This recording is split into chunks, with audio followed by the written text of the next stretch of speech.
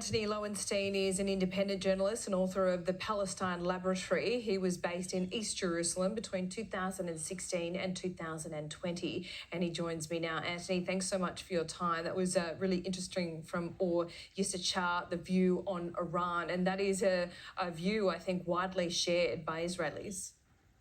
I think it's probably shared by many in the US as well, but I think it's important to note here that what does that endgame mean? I mean, what Israel seems to be moving towards under Netanyahu is a complete destruction of Gaza, or certainly levelling Gaza. But what happens after that? If you decapitate Hamas, that's been ruling the strip there for nearly 20 years, you still have nearly 2.5 million occupied Gazans.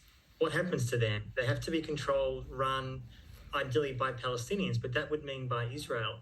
And I think there's as Gideon Levy, the great Israeli journalist, has been saying in the last days and for years, that if you occupy and brutalize a people forever, for decades, eventually, and this is not at all to defend what Hamas has been doing in the last days, which is unconscionable, utterly deplorable, there will be ramifications for that.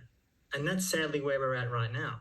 Yeah, that's right. And look, we need to point out here exactly what has happened in Gaza. I spoke to an earlier guest from actually Ramallah in the West Bank, which is a very different situation. He did not support Hamas or even Fatah in any way, but not as a justification, just but by way of explanation of the circumstances in which Gazans live. 2.1 million people living in, what could be perhaps described as one electorate in Australia.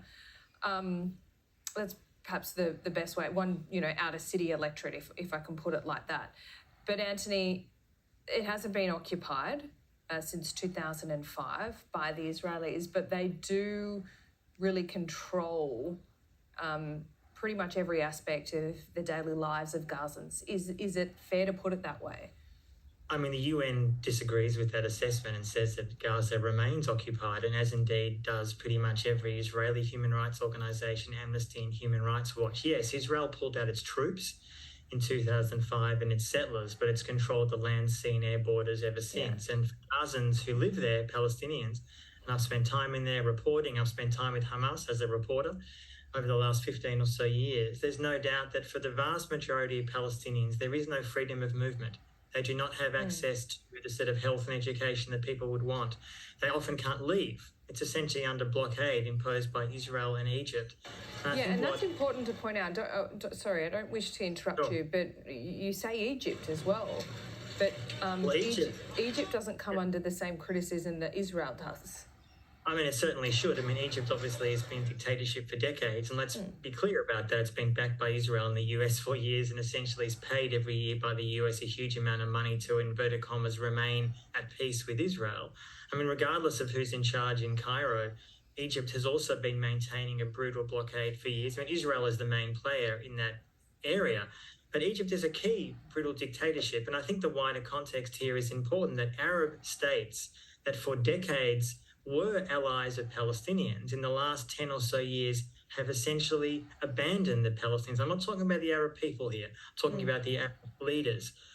And I think it's really interesting to note that in some ways that kind of relationship is deeply angering to Palestinians around the world. But why is that happening?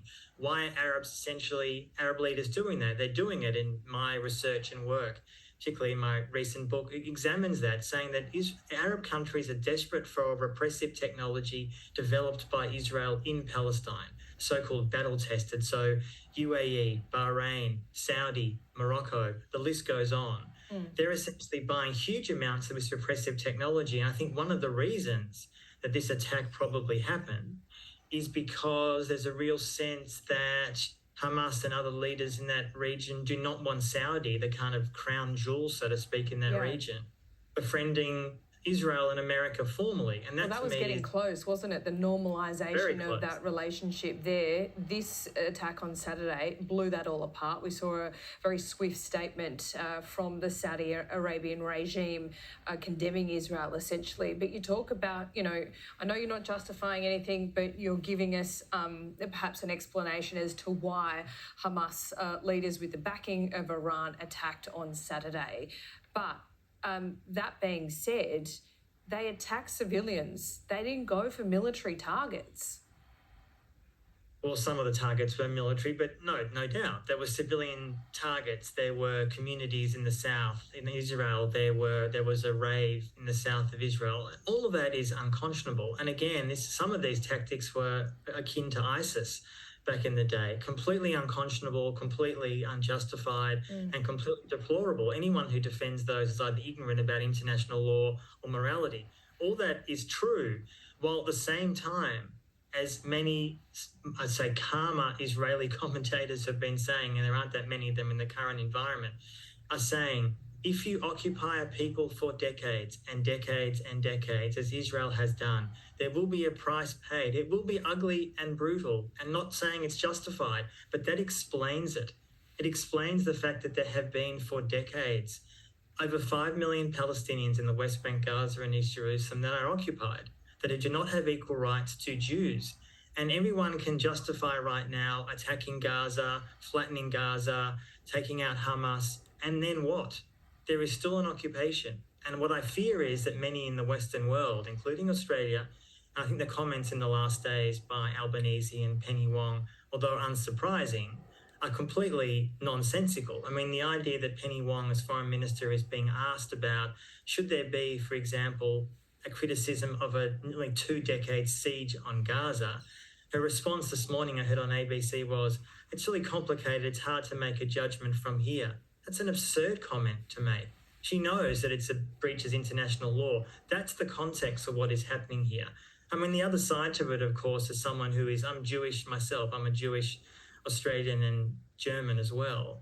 And the idea that we see this kind of almost sort of justification by many of an endless occupation, that somehow you can brutalize people for years in Palestine and somehow expect there will be no response.